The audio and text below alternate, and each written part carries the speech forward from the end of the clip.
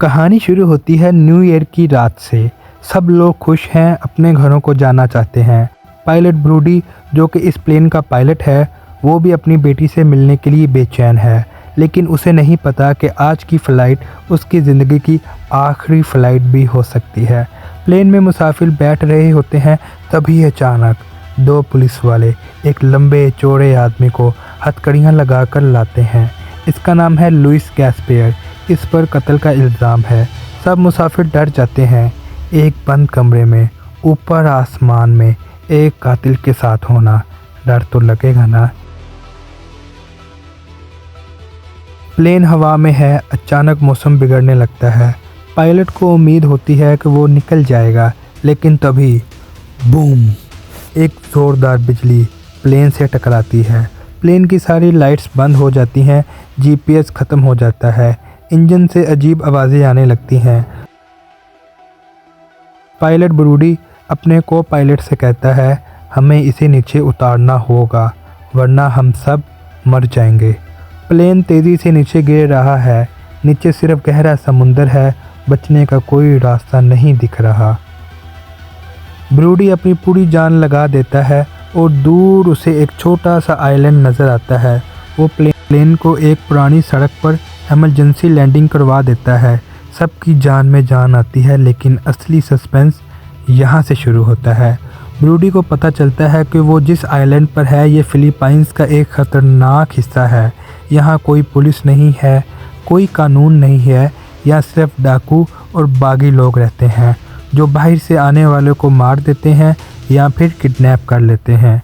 Broody को मदद चाहिए होती है। वो आइलैंड पर किसी फ़ोन की तलाश में निकलना चाहता है, लेकिन वो अकेला नहीं जा सकता। उसे मदद चाहिए लुइस गैस्पेयर की। ब्रूडी उसकी हथकड़ियाँ खोल देता है और उसे कहता है, मुझे तुम पर भरोसा नहीं है, लेकिन मेरे पास इसके अलावा और कोई रास्ता नहीं है। ब्रूडी कहता है, दोनों जंगल की गहराइयों में निकल जाते हैं। हर झाड़ी के पीछे दुश्मन छुपा हो सकता है और हर कदम पर मौत का खतरा है। वहाँ प्लेन के पास बाकी मुसाफिर उनका इंतज़ार कर रहे होते हैं। तभी अचानक जंगल से निकलकर कुछ लोग आते हैं। ये आम लोग नहीं हैं, इनके हाथों में बड़ी बड़ी बंदूकें हैं और ये इस आइलैंड के सबसे बड़े गुंडे पाब्लो के लोग हैं। वो मुसाफिर को मारना शुरू कर देते हैं और बाकियों को किडनैप करके अपने कैंप पर ले जाते हैं। जब ब्रूडी और गैस्पेयर वापस आते हैं तो प्लेन खाली होता है। सिर्फ खून के निशान और डर का सन्नाटा उनका इंतज़ार कर रहा होता है। ब्रूडी और गैस्पेयर मुसाफिरों को बचाने के लिए उनके कैंप तक पहुंचते हैं। यहाँ सीन बहुत इंटेंस हो जाता है। गैस्पेयर दिखाता है कि वो क्यों इतना ख़तरनाक था।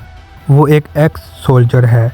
दोनों मिलकर दुश्मन पर चुपके से हमला करते हैं। ब्रूडी एक दुश्मन को अपने हाथों से मार देता है, लेकिन दुश्मन तादाद में बहुत ज़्यादा हैं। हर तरफ से गोलियां चल रही होती हैं। ब्रूडी मुसाफिरों को छुड़ा लेता है, लेकिन दुश्मन उनका पीछा नहीं छोड़ रहे।